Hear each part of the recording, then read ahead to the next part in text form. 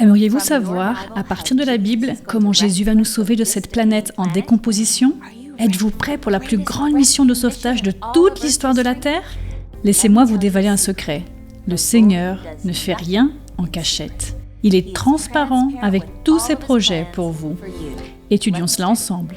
Je m'appelle Camille Ottman et je vais partager cette grande nouvelle ici dans Découvrir les prophéties bibliques. L'apparition d'une pandémie mondiale. Dernière nouvelle sur le coronavirus. Polariser la politique mondiale. Mauvaise gestion et corruption. De plus en plus de catastrophes naturelles. Les incendies en Australie sont un avertissement de ce qui pourrait se passer dans le monde. Qu'est-ce que tout cela signifie ? Que nous réserve l'avenir ? Rejoignez la présentatrice internationale Camille Ottman en quête de réponses à la découverte des prophéties bibliques. Au cours de ses voyages à travers le monde, elle a été en contact avec les difficultés de la vie réelle. Et pourtant, malgré tout, elle a toujours trouvé des miracles d'espoir. Suivez Camille Ottman dans Découvrir les prophéties bibliques, où elle explique la manière dont les prophéties bibliques sont en train de se réaliser et de plus en plus vite.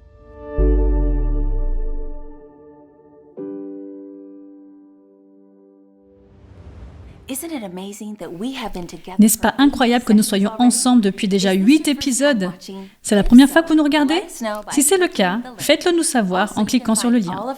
Vous pouvez également trouver tous nos épisodes archivés sur le site awr.org/bible, ainsi que certaines ressources supplémentaires. Hier soir, nous avons étudié la vérité sur la mort. J'aime la clarté de la Bible. N'est-ce pas rassurant et réconfortant quand Jésus nous dit 50 fois que la mort est simplement un sommeil momentané jusqu'à ce qu'il nous réveille le matin de la résurrection?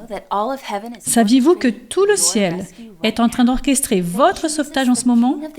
Que Jésus, le roi de l'univers, prépare et personnalise votre foyer céleste en ce moment même? Ce soir, nous allons examiner cette vérité. Restez avec moi et vous serez ravis d'en savoir plus sur le plan de Dieu pour vous. Maintenant, venez avec moi sur le continent africain, où j'ai rencontré Assad, face à face, dans un pays inconnu. Il est l'un de nos fidèles animateurs de radio, et son histoire aide à introduire notre sujet de ce soir, le sauvetage. Mais d'abord, prions ensemble, mes amis. Cher Père Céleste, Seigneur, merci beaucoup de nous avoir réunis à nouveau ce soir afin d'étudier le moment le plus impressionnant de toute l'histoire. Seigneur, nous attendons avec impatience ton retour et nous savons qu'il arrivera bientôt. Nous voyons les signes, nous entendons les avertissements dans la Bible et tout est en train de se produire et nous voulons être prêts, Seigneur. Nous voulons donc savoir la vérité sur ton retour, ta deuxième venue, afin que nous soyons prêts. Seigneur, merci pour ce sauvetage que nous attendons tous, nous t'aimons et t'adorons. Au nom précieux et puissant de Jésus. Amen. En fin d'après-midi, Assad a fermé la porte de son bureau à la station de la radio adventiste mondiale. Il partait pour plusieurs jours. Assad est monté dans le bus et rien ne semblait inhabituel. C'était comme n'importe quel autre jour. Seulement, ce jour-là, il voyageait plus loin, cette fois-ci vers son pays d'origine pour une courte visite. Malgré les persécutions religieuses dans son pays d'origine, Assad désirait que son peuple connaisse Jésus et cela l'a stimulé. Tout d'un coup, les pensées d'Assad ont été interrompues. 3 hommes masqués ont arrêté le bus et ont dégainé leurs armes. Assad s'est tassé lorsqu'ils l'attrapèrent et à son horreur, ils crièrent « C'est l'homme que nous recherchons !» Ils lui ont dit qu'ils connaissaient son travail à la radio et voulaient ses contacts. Insatisfaits des réponses qu'il leur donnait, ils l'ont jeté dans un grand conteneur de transport vide. À l'abri de l'air et du soleil, il s'est assis dans l'obscurité. On lui avait pris ses chaussettes, ses chaussures et sa veste, le laissant souffrir dans des conditions extrêmes. Comme le soleil se couchait, le récipient métallique devenait de plus en plus chaud, tandis que pendant la nuit, un froid intense s'installait. Sans nourriture ni eau, Assad est très vite tombé malade. Alors qu'il était assis dans l'obscurité, dans un conteneur isolé, son esprit est retourné à son enfance. Les scènes d'un raid nocturne dans son village sont apparues devant lui. Ces hommes portaient également des masques. Il avait quand même réussi à s'échapper en courant de toutes ses forces. Seul dans l'obscurité, il s'est interrogé pour la première fois sur son avenir. L'esprit d'Assad s'attardait sur ses souvenirs. Placé dans un orphelinat, des gens l'avaient initié à la radio adventiste mondiale. Ils se rassemblaient pour l'écouter, tout en sachant que si on les découvrait, ils seraient punis. Le christianisme n'était pas autorisé. Mais cela ne faisait que les rendre encore plus désireux de la vérité. Puis il y eut un jour où le directeur de l'orphelinat le convoqua dans son bureau. Assad était assez âgé et il devait quitter l'orphelinat. Son cœur se déchira au moment de quitter l'orphelinat de manière définitive. Une fois de plus, il se demanda ce qui allait se passer dans l'avenir. Il était maintenant assis tout seul dans ce conteneur d'expédition en métal, en se posant la même question qu'il avait en tant qu'enfant solitaire, orphelin déprimé. Assad a fermé les yeux et a pensé à son travail avec AWR. Depuis qu'il avait fui son pays d'origine, Assad avait réalisé des programmes de la radio adventiste dans sa langue maternelle, pour son peuple. Le christianisme y était interdit, mais la radio pouvait transmettre le message que les missionnaires n'avaient pas le droit. Assad se demandait ce qui allait maintenant arriver à son programme radio. Qui poursuivrait le travail s'il ne revenait pas ? Les jours et les semaines passèrent. Assad a été soudainement libéré du conteneur, mais il continue à survivre dans des conditions inhumaines. Affamé, battu et même électrocuté, il a enduré plus qu'aucun être humain ne le pouvait. Et un jour, sans préavis, on lui délia les mains, lui disant qu'il pouvait rentrer chez lui. Il avait du mal à y croire. Il était libre et louait le Seigneur alors qu'il montait à nouveau dans un bus. Cette fois-ci, il se dirigeait chez lui, vers sa famille et vers son travail à la station de radio. Malgré l'expérience pénible qu'Assad a vécue, il continue à faire confiance au Seigneur pour le garder en sécurité et sait que tant que Dieu voudra qu'il réalise ses programmes, rien ne pourra l'arrêter. Dieu s'occupe du sauvetage, mes amis. Non seulement il a des projets incroyables pour nous sauver de cette planète, mais des projets aussi qui ont été mis en place il y a des milliers d'années pour sauver quotidiennement des êtres humains à travers des moments miraculeux pendant que nous parcourons nos chemins personnels dans cette vie, tout comme nous le montre l'expérience d'Assad. Notre Seigneur nous délivrera des griffes de la mort. Le plan de la fin du monde de Dieu est révélé dans sa parole et c'est ce qui nous donne confiance pour prendre position pour les Écritures. Si c'est dans la Bible, je le crois. Si c'est en désaccord avec la Bible, alors ce n'est pas pour moi. Saviez-vous qu'un verset sur 11 du Nouveau Testament parle du retour de Jésus? Cet événement est mentionné 2500 fois dans toutes les Écritures. Toutes les prophéties de la Genèse à l'Apocalypse se construisent jusqu'à l'apogée de l'histoire de la terre qui constitue le retour de Jésus, notre sauvetage personnel. Lorsque vous examinez le livre de l'Apocalypse, vous voyez qu'il y a un thème central. Et c'est Jésus. Ce n'est pas le dragon, ce n'est pas la bête à 7 têtes. Non. Apocalypse 14, verset 14 dit « Je regardais et vis une nuée blanche, et sur la nuée était assis quelqu'un qui ressemblait à un fils d'homme. Il avait sur la tête une couronne d'or et à la main une faucille tranchante. » Quand le livre de l'Apocalypse décrit le retour de Jésus, il le dépeint avec une couronne sur la tête parce qu'il vient en tant que roi des rois et Seigneur des seigneurs. Vous verrez que la Bible ne décrit pas le retour de Jésus tandis qu'il se faufile dans le monde, en silence ou en secret. Est-ce que les chrétiens pourraient attendre de Jésus un retour différent par rapport à ce que la Bible décrit si clairement? Les habitants de Jérusalem ont été surpris, confus et non préparés face à la façon dont Jésus est venu sur terre la première fois, d'une manière douce, calme et sans prétention, avec seulement quelques personnes pour l'accueillir en tant qu'enfant né dans une famille pauvre. Malheureusement, les gens étaient en train d'appliquer les prophéties concernant la seconde venue du Messie à sa première venue. Ils s'attendaient au contraire. Ils s'attendaient à ce qu'un conquérant renverse Rome, vu qu'ils étaient oppressés sous son règne. Les Juifs pensaient donc qu'un roi allait venir pour les rétablir comme royaume, renversant la hiérarchie de Rome. L'histoire a une curieuse façon de se répéter, mes amis. De nombreux chrétiens attendent aujourd'hui le retour de Jésus d'une manière différente par rapport à ce que la Bible décrit si clairement. Jésus nous a donné des signes précis, des détails réels de sa deuxième venue, afin que nous puissions distinguer lui de tout imposteur. Il vient avec une couronne d'or sur la tête. La Bible décrit toujours le retour du Christ dans la puissance et la gloire. Lorsqu'on examine le livre de l'Apocalypse, il le dépeint toujours comme venant dans la majesté céleste. Lisons Apocalypse 19, verset 11. « Ensuite, je vis le ciel ouvert, et voici qu'un cheval blanc apparut. Celui qui le montait s'appelle Fidèle et Véritable. Il juge et combat avec justice. » Verset 14. « Les armées célestes le suivaient, montés sur des chevaux blancs et un billet d'un fin lin blanc et pur. » Pourquoi la Bible représente-t-elle Jésus qui vient symboliquement sur un cheval blanc? Le cheval blanc est symbole de pureté, de victoire et de triomphe. Quand Jésus est décrit avec une couronne d'or sur sa tête, sur un cheval blanc, il est présenté comme un général victorieux qui vient pour vaincre toutes les forces du mal. Jésus revient victorieux, triomphant et glorieux. Apocalypse 11, verset 15, « Le royaume du monde est remis à notre Seigneur et à son Messie, et il régnera au siècle des siècles. » Quand Jésus viendra, la grande controverse finira. Le péché et les pécheurs n'existeront plus. Le retour de Jésus n'est pas un événement mystérieux. Il vient pour régner sur l'univers entier. Il vient pour être adoré et loué par les rachetés pour toujours et à jamais. Il y a deux questions très importantes que beaucoup se posent concernant son retour.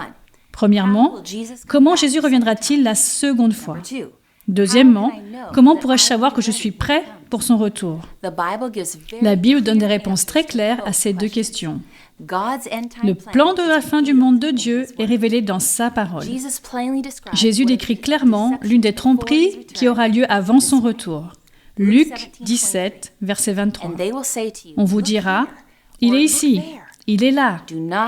N'y allez pas, n'y courez pas. » En d'autres termes, si quelqu'un dit « Hey, Jésus est en réunion secrète en ce moment avec quelques privilégiés à Tokyo ou à New York, ou dans une chambre secrète du temple avec un groupe religieux particulier, oui, en ce moment même il rassemble une masse d'adeptes dans le désert ou n'importe où sur Terre, nous pouvons savoir qu'il s'agit d'un imposteur et ces affirmations sont fausses. N'y courez pas. » Luc 17, 24. En effet, tout comme l'éclair resplendit et brille d'une extrémité du ciel à l'autre, ainsi sera le Fils de l'homme dans son jour.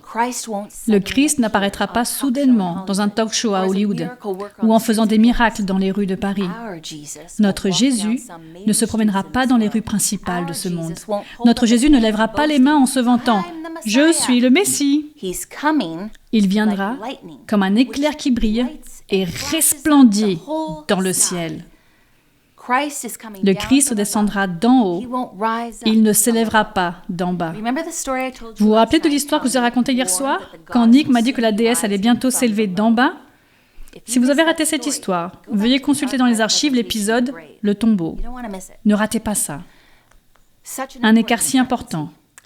C'est pourquoi Jésus nous donne des détails sur son retour sur des nuées de gloire, afin que nous ne cherchions pas une déesse qui remonte de la terre. Est-il vraiment nécessaire de comprendre tout cela? Si j'aime Jésus simplement, ce n'est pas suffisant? Satan tente de tromper les gens et beaucoup sont pris au piège. On l'appelle le grand imposteur. Il contrefait la vérité pour égarer des millions de personnes. Permettez-moi de partager avec vous quelques faits précis sur le retour de notre Seigneur Jésus. Le retour du Christ sera un événement littéral. Acte 1, verset 11, « Ce Jésus qui a été enlevé au ciel du milieu de vous reviendra de la même manière que vous l'avez vu aller au ciel. » Jésus s'élève, la force de la gravité n'arrive pas à le retenir. Alors que les disciples regardent Jésus avec émerveillement, il s'élève de plus en plus haut. Ils l'ont vu partir, ils le verront revenir. Un vrai Christ est monté et un vrai Christ va descendre. Ce Jésus qui a guéri les malades, nourri 5000 personnes et ressuscité les morts, s'est élevé et reviendra encore. J'aime la façon dont la Bible affirme que le retour de Jésus sera un événement visible, car j'ai hâte de le voir. Apocalypse 1, 7 dit « Le voici qui vient avec les nuées. Tout œil le verra. » Est-ce que vous aimez ce détail? Tout œil. Ce texte souligne à nouveau comment Jésus ne viendra pas en secret, seulement devant un petit nombre d'élus. Le voici qui vient avec les nuées. Tout œil le verra. Cet événement est littéral et visible. Le retour du Christ sera également un événement audible. Thessaloniciens 4, verset 16. En effet, le Seigneur lui-même a un signal donné à la voix d'un archange et au son de la trompette de Dieu, descendra du ciel, et ceux qui sont morts en Christ ressusciteront d'abord. Pouvez-vous l'imaginer? Entendre la voix de Dieu qui se répand dans l'univers. Le son de la trompette qui annonce son retour, ce n'est pas un secret. Il ne viendra pas dans le calme ou en cachette. Le signal donné de Dieu va réveiller tous ceux qui sont morts en Christ. Sa voix va percer leur tombeau et ils s'éveilleront face à leur roi conquérant qui est venu les sauver. Ils entendront la voix de l'archange avec la trompette qui symbolise la victoire sur la mort, et les morts en Christ ressusciteront en premier. C'est le moment incroyable où chaque corps recevra l'immortalité, c'est-à-dire que nous vivrons pour toujours dans la perfection. 1 Thessaloniciens 4, 17 promet. Ensuite, nous qui serons encore en vie, nous serons tous ensemble élevés avec eux sur des nuées, à la rencontre du Seigneur dans les airs.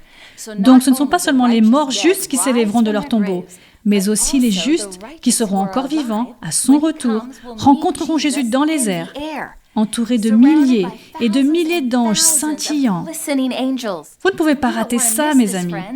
Si nous prenions le temps de réfléchir à un tel moment, alors toute épreuve que nous vivons sur cette terre vaut la peine d'être vécue.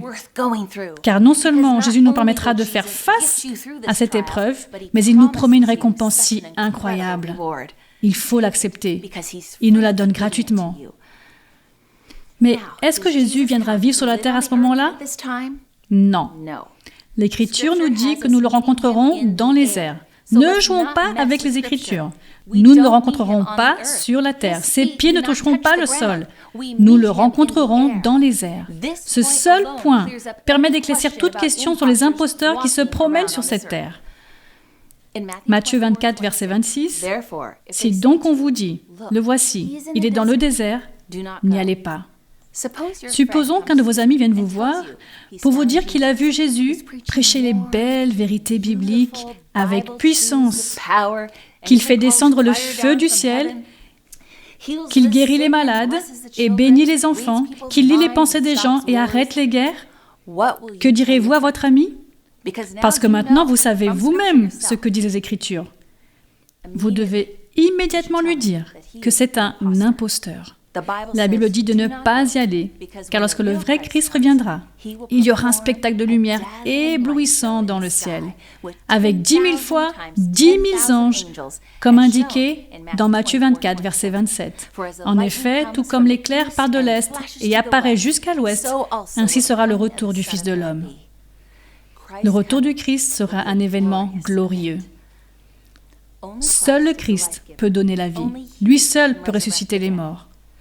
Le vrai Christ nous accueillera dans le ciel pour voyager avec lui, au-delà de la lune, au-delà des étoiles, au-delà du soleil, à la salle du trône de Dieu dans l'univers. Et nous serons toujours là avec lui. Matthieu 24, 30. Alors le signe du Fils de l'homme apparaîtra dans le ciel. Tous les peuples de la terre se lamenteront. Le retour du Christ est comme un éclair qui clignote de l'est à l'ouest. Il apparaîtra dans le ciel à toutes les tribus de la terre. Et Apocalypse 1, 7 nous dit que tout œil le verra. Voyez-vous, ce ne sont pas que les croyants qui le verront à son retour, mais aussi toutes les foules qui l'ont rejeté.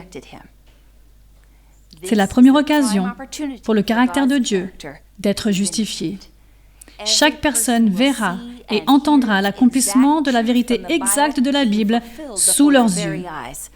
Quand Jésus reviendra, il y aura seulement 2 catégories de personnes, les non-sauvés et les sauvés, les perdus et les rachetés. Il n'y a aucune seconde opportunité lors du retour du Christ. C'est le point culminant de l'histoire de la terre. Jésus s'assure de revenir littéralement, visiblement, distinctement et glorieusement. Il n'y a donc aucun doute sur ce qui se passera. L'univers entier sera témoin de l'événement décisif dans l'histoire de l'humanité. 1 Corinthiens 15, 51 et 52. « Voici, je vous dis un mystère. Nous ne mourrons pas tous, mais tous nous serons transformés en un instant, en un clin d'œil, au son de la dernière trompette. La trompette sonnera, alors les morts ressusciteront incorruptibles, ce qui signifie indestructibles, et nous serons transformés. Pouvez-vous l'imaginer? Voir la terre illuminée par la gloire de Dieu. Le sol grondera, les bâtiments trembleront, et les éclairs et le tonnerre éclateront. 10 000 fois, 10 000 anges s'empresseront alors au tombeau, et les croyants vertueux se lèveront de la terre. Cela nous dit encore une fois que les morts sont dans leur tombeau, pas encore au ciel. Nos corps n'ont plus la malédiction du péché. Il n'y aura plus de sourds, il n'y aura plus d'aveugles, plus de membres handicapés et plus de corps malades. En tant que croyants, nous regarderons vers le haut pour rencontrer les yeux de Christ. Pouvez-vous imaginer ce moment précis quand vos yeux rencontreront les siens pour la toute première fois? J'espère que j'arriverai à le voir à travers mes larmes. C'est l'événement le plus magnifique du ciel. Instantanément, nos corps mortels qui sont soumis à la maladie et à la mort recevront l'immortalité. Nous serons instantanément transformés. Une nouvelle vie palpitera dans chacune de nos cellules. Nous rayonnerons de santé et de joie. Alors que le Christ montera dans la gloire, nous chanterons ses louanges, car notre corps sera transformé, quittant les maladies et atteignant un état irréprochable. Apocalypse 15, verset 3. Tes œuvres sont grandes et extraordinaires, Seigneur Dieu Tout-Puissant. Tes voies sont justes et véritables, Roi des nations. Enfin, le Roi des rois recevra les éloges qu'il a toujours mérités, tandis que tout croyant le reconnaîtra comme sauveur. Quelle belle scène! La réunion des familles, embrasser nos proches. C'est la plus grande scène de tous les temps. Ésaïe 25, verset 9 dit « Voici notre Dieu, celui en qui nous avons espéré et qui nous sauve. C'est l'Éternel, c'est en lui que nous avons espéré. Soyons dans l'allégresse et réjouissons-nous de son salut. » Voyez-vous, nous n'avons pas accepté le faux Christ, le faux Messie, qui a prétendu être Jésus. Nous devons nous rappeler que le grand conflit a deux parties impliquées dans la bataille et l'autre partie est également présente lors de cet événement. Pouvez-vous imaginer Satan qui voit chacun de ses mensonges, chaque contrefaçon, chaque tromperie qui s'effondre devant lui? Il verra les enfants de Dieu s'élever jusqu'à Jésus. Ces mêmes personnes qui l'a persécuté seront maintenant et pour toujours connues comme vainqueurs dans tout l'univers. Peut-être même que les anges maléfiques trembleront en voyant ceux qu'ils ont tenté de devenir immortels. Ils se rendront compte d'avoir perdu la guerre. C'est fini, c'en est fait. 2 Corinthiens 6, verset 2. Voici maintenant le moment favorable. Voici maintenant le jour du salut. Notre destin éternel est réglé par les choix que nous faisons aujourd'hui, mes amis. Je crois que nous vivons à la limite de l'éternité. Nous vivons dans les jours qui précèdent le retour du Christ. Ne voulez-vous pas en faire une priorité aujourd'hui afin d'être prêt pour ce couronnement? Examinons 7 faits bibliques qui se produiront à son retour. Tout d'abord, il y aura des bouleversements sismiques considérables. Les montagnes et les îles vont disparaître et un grand tremblement de terre va secouer cette planète, comme le montre Apocalypse 6, verset 14. Le ciel se retira comme un livre qu'on enroule, et toutes les montagnes et les îles furent écartées de leur place. Deuxièmement, les morts justes seront ressuscités. Paul nous le dit dans 1 Thessaloniciens 4, verset 16. Ceux qui sont morts en Christ ressusciteront d'abord. Tous ceux qui dorment dans leur tombe entendront la voix de trompette du Christ et ressusciteront, ayant la vie éternelle. Ensuite, la vie vertueuse sera changée.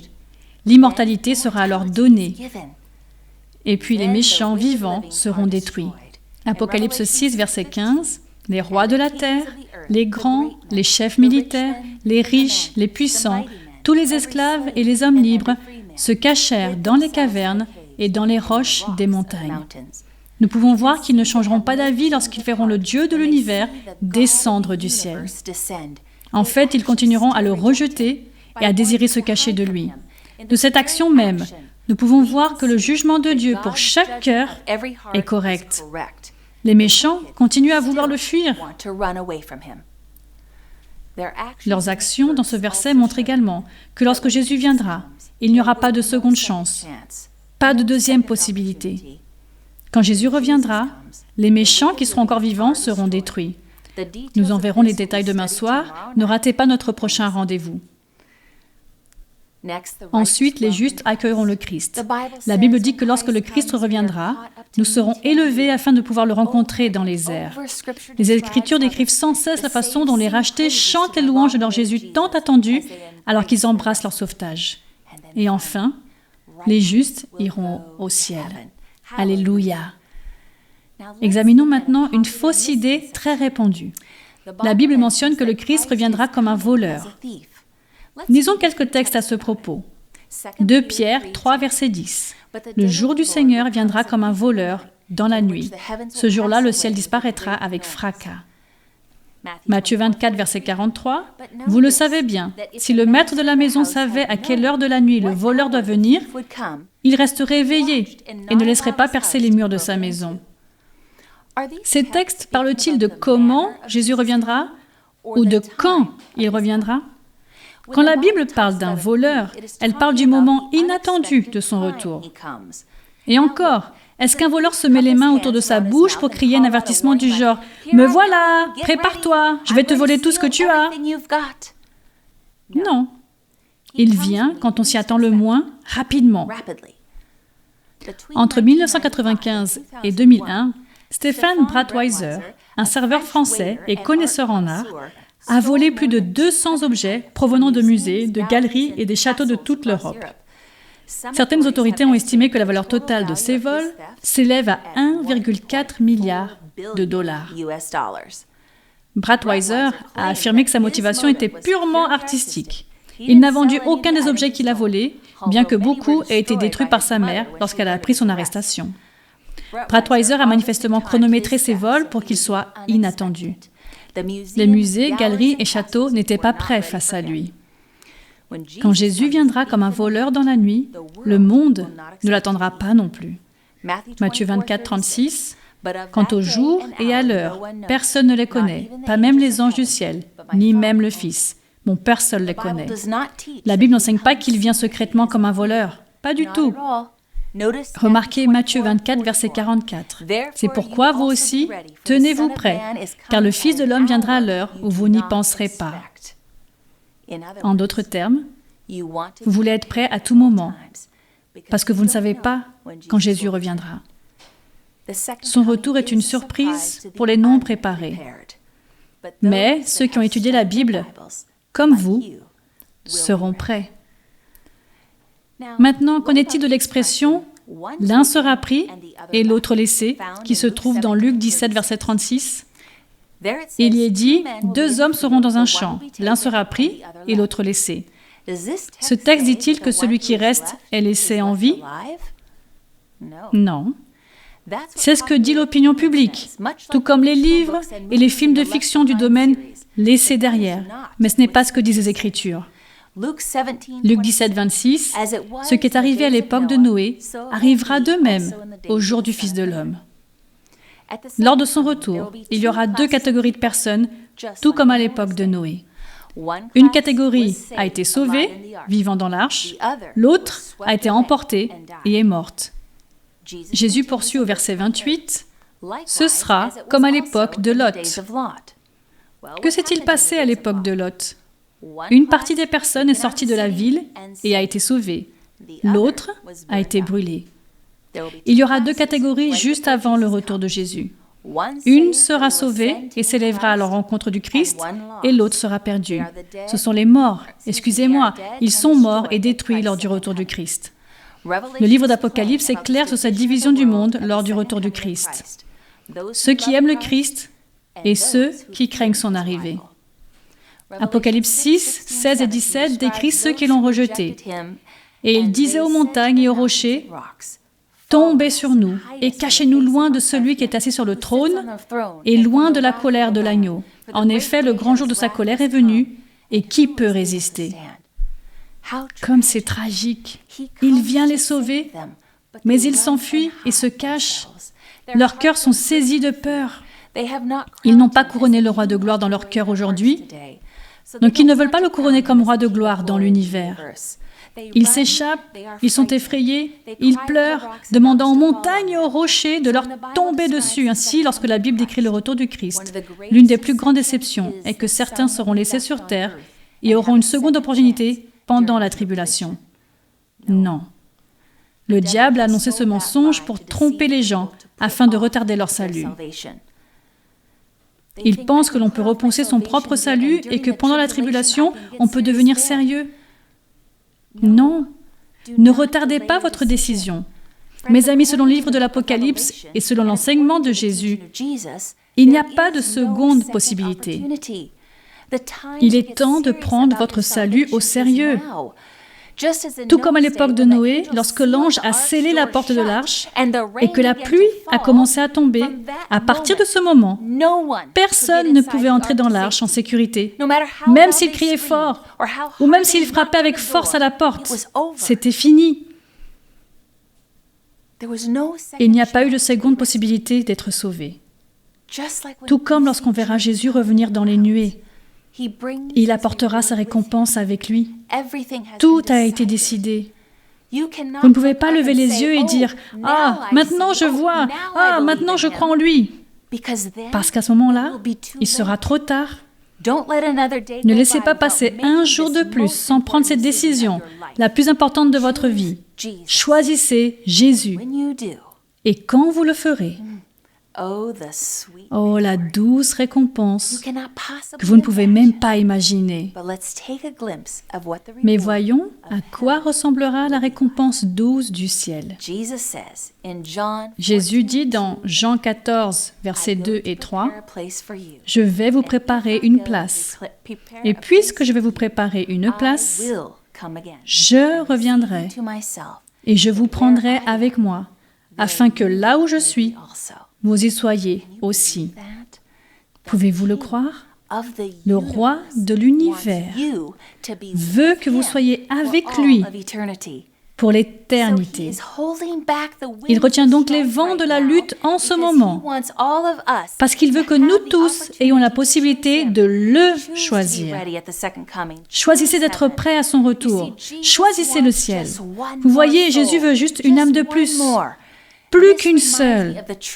Cela me rappelle l'histoire de Desmond Doss, la vraie, un adventiste du 7e jour qui a fait preuve d'audace pour Dieu dans ses convictions. Il était à Okinawa lors de la bataille la plus sanglante de la Seconde Guerre mondiale et il a sauvé 75 hommes sans tirer ni porter aucune arme. En tant que médecin de l'armée, il a, lui seul, évacué les blessés derrière les lignes ennemies. Il a bravé un barrage de tirs tout en s'occupant des soldats et a même été blessé par une grenade. Mais Dieu a préservé sa vie. Desmond a été fidèle à Dieu et a été un témoin devant le monde entier. Et Dieu l'a utilisé pour sauver tant d'autres personnes.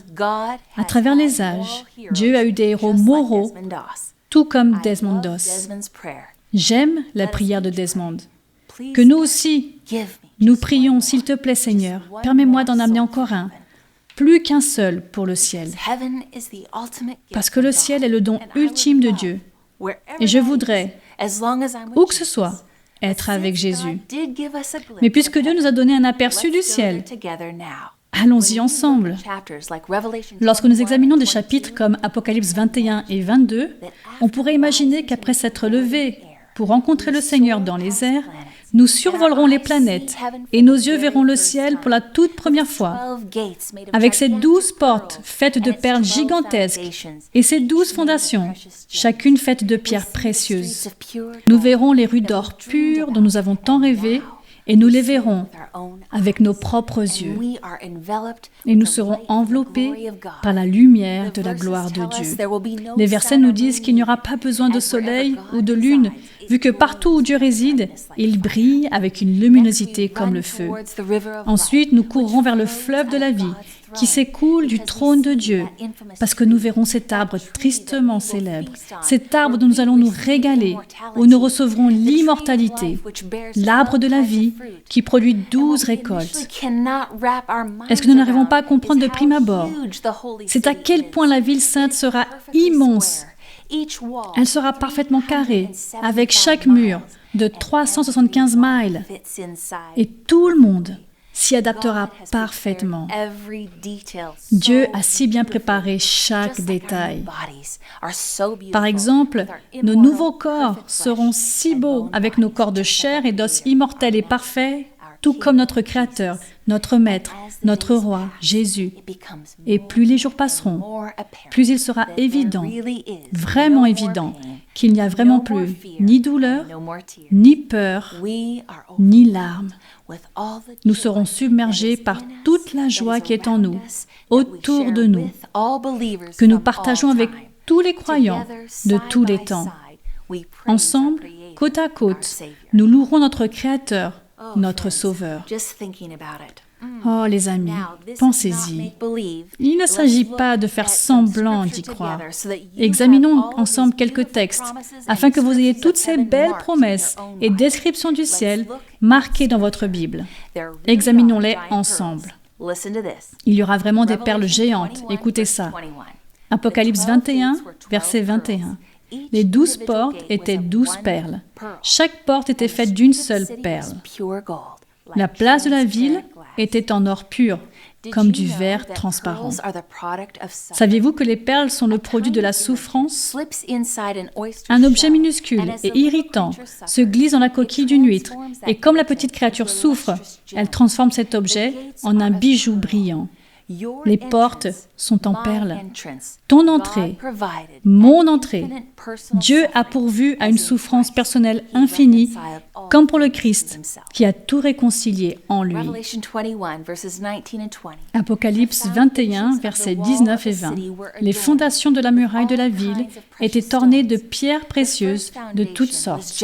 La première fondation était ornée de jaspe, la deuxième de saphir, la troisième de chalcédoine, la quatrième d'émeraude, la cinquième de sardoine, la sixième de carnoline, la septième de chrysolite, la huitième de béryl, la neuvième de topaze, la dixième de chrysoprase, la onzième d'hyacinthe, la douzième d'améthyste. Waouh! Dieu n'a utilisé que les merveilleux matériaux pour la construction de sa ville. Si l'on devait superposer chacune de ces pierres précieuses l'une sur l'autre, on obtiendrait le plus bel arc-en-ciel. Notre Créateur est un artiste, n'est-ce pas? Un arc-en-ciel de promesses représente la fondation de la ville sainte. Apocalypse 22, verset 5, « Il n'y aura plus de nuit, et ils n'auront plus besoin ni de lumière d'une lampe, ni de celle du soleil, parce que le Seigneur Dieu les éclairera, et ils régneront au siècle des siècles. » Apocalypse 22, versets 1 et 2, « Puis il me montra le fleuve d'eau de la vie, limpide comme du cristal, qui sortait du trône de Dieu et de l'agneau, au milieu de la place de la ville. Et entre les deux bras du fleuve se trouvait l'arbre de vie, qui produit 12 récoltes. Il donne son fruit chaque mois, et ses feuilles servent à la guérison des nations. » Tout d'abord, remarquons comment les racines de l'arbre de vie se trouvent d'une part et de l'autre du fleuve. Comme cet arbre doit être massif, les feuilles et les fruits perpétuent l'immortalité, fournissent une jeunesse éternelle au peuple de Dieu. Genèse 3, verset 22, dit de prendre aussi du fruit de l'arbre de vie, d'en manger et de vivre éternellement. Dieu nous a conçus pour vivre pour toujours avec lui. La ville sainte est le rêve d'un architecte, comme elle est décrite dans Apocalypse 21, verset 16. La ville avait la forme d'un carré et sa longueur était égale à sa largeur. L'ange mesura la ville avec le roseau et trouva 2200 km, sa longueur, sa largeur et sa hauteur étaient égales. Les villes anciennes ont été mesurées par la circonférence extérieure de la muraille. Un furlong est un huitième de mile, ce qui signifie que la ville aura une circonférence de 1500 miles. Et comme elle est carrée, chaque muraille aura une longueur de 375 miles.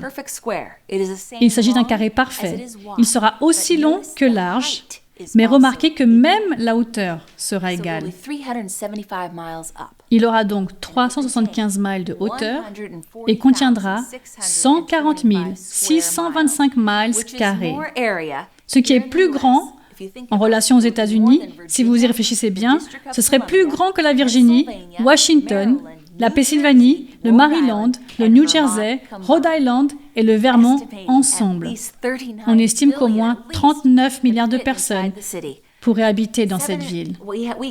Nous avons actuellement 7,8 milliards de personnes qui vivent sur cette terre. C'est donc presque 5 fois plus de personnes qui peuvent facilement s'intégrer dans cette ville. Ah, j'ai hâte de tout ça. Maintenant, dans 1 Corinthiens 15, 53, il faut en effet que ce corruptible revête l'incorruptibilité et que ce corps mortel revête l'immortalité. Apocalypse 21, 4, il essuiera toute larme de leurs yeux. La mort ne sera plus. Il n'y aura plus ni deuil, ni cri, ni douleur, car ce qui existait avant a disparu. Ésaïe 40, 31. Mais ceux qui comptent sur l'Éternel renouvellent leur force. Ils prennent leur envol comme les aigles. Ils courent sans s'épuiser. Ils marchent sans se fatiguer. Chaque capacité sera pleinement développée. Chaque aptitude sera augmentée. L'acquisition de connaissances ne lassera jamais l'esprit, ni n'épuisera nos énergies. Ce texte nous permet de découvrir que ce que nous savons sur le ciel n'est qu'un petit extrait. Comme le dit 1 Corinthiens 2, verset 9, « Mais comme il est écrit, ce que l'œil n'a pas vu, ce que l'oreille n'a pas entendu, ce qui n'est pas montré au corps de l'homme, Dieu l'a préparé pour ceux qui l'aiment. » Matthieu 8, verset 11, « Or je vous le déclare, beaucoup viendront de l'Est et de l'Ouest et seront à table avec Abraham, Isaac et Jacob dans le royaume des cieux. » Avez-vous bien compris? Nous allons nous asseoir avec les grands esprits des âges. Les héros de la foi de Dieu, à travers les âges, seront là. Les dignes de la Bible, dont nous avons seulement lu, mais jamais connu, ils seront là. Pensez à la façon dont cela va se passer. Peut-être qu'un jour tu seras en train de travailler dans ton beau jardin lorsque tu verras un homme marcher dans la rue. Un homme qui ressemble à Adam. Il se dirigera vers toi et te dira « Bonjour, je suis Adam. Je viens de voir tes jolies fraises. » Et vous vous assirez ensemble et vous commencerez à parler de la vie, à partager ensemble les joies de Jésus. Et peut-être qu'un jour tu rencontreras Moïse, le patriarche qui a reçu les 10 commandements écrits par la main même de Dieu. Moïse partagera les détails de ce qu'il a vécu pour traverser la mer Rouge, suivi par les Égyptiens, et de la foi qu'il a fallu pour marcher dans l'eau. Il se souviendra de ce que c'était que diriger les enfants d'Israël pendant 40 ans dans le désert. Ensuite, tu verras peut-être Daniel jouer à la bagarre avec un lion. Tu iras à sa rencontre et vous deviendrez amis alors qu'il partage avec toi son expérience de la fosse au lion. Tu demanderas à Daniel, « Est-ce que tu as eu peur ?» Avec de larmes de joie, il répondra qu'il a eu confiance en Dieu. Mais surtout, le ciel est un lieu où louer ensemble Jésus, notre Christ, qui est mort pour nous, celui qui a eu des clous enfoncés dans ses mains pour nous, l'homme dont la tête a reçu une couronne d'épines pour nous, celui-là, le seul qui a versé son sang pour nous. Ésaïe 66, 23 dit « À chaque début de mois, et à chaque sabbat, tout être vivant viendra se prosterner devant moi, dit l'Éternel. » Personnellement, j'ai hâte de vous entendre, mes amis. Parlez du jour où vous marcherez dans le temple céleste, quand Jésus se tiendra devant vous et vous sourira du plus beau sourire que vous n'ayez jamais vu. En te regardant, il te tendra les mains et te dira « Je veux me promener avec toi ?» Tu traverseras des champs de céréales et Jésus tiendra la main pour prendre un peu de ce grain et t'inviter à le goûter. Et ensemble, vous marcherez sur une colline et il te dira « Regarde ces fleurs, ne sont-elles pas magnifiques ?» Il n'y a pas d'autres feuilles pareilles dans l'univers. Regarde les violettes, les roses, les rouges, les bleus. Il n'y a pas de chant comme celui-ci. J'ai fait ce bouquet tout particulièrement pour toi et j'ai peint toute une colline avec ses couleurs. Et puis tout d'un coup, tu entendras un chœur d'anges et Jésus dira, il chante ton hymne. Tu es si précieux pour moi, le plus précieux. Et j'aurais traversé l'agonie, la douleur, la souffrance et l'obscurité de la croix, seulement pour ne sauver que toi. Il mettra sa main sur ton épaule et dira, je n'ai personne comme toi dans tout l'univers. Tu es un être spécial. Tu es une rareté. Tu es mon bien le plus précieux. Parce que si je te perdais, je ne pourrais jamais te remplacer.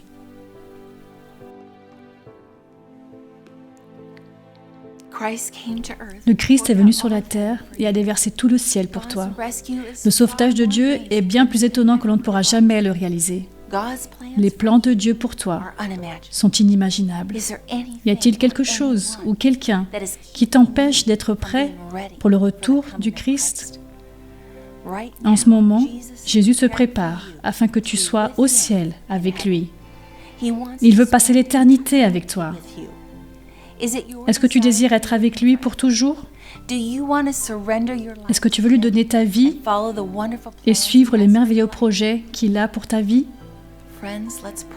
Mes amis, prions ensemble.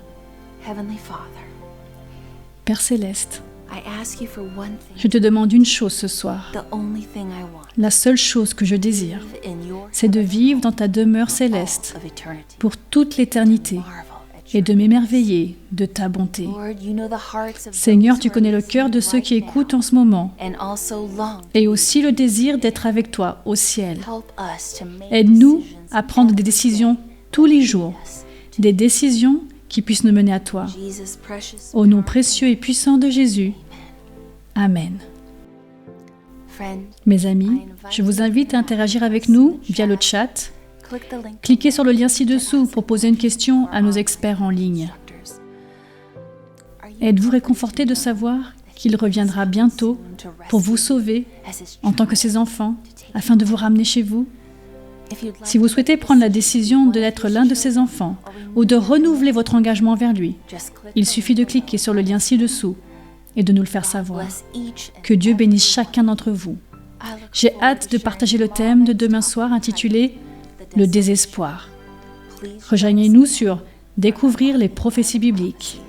Choisissez la voie de Dieu. Bonne nuit mes amis.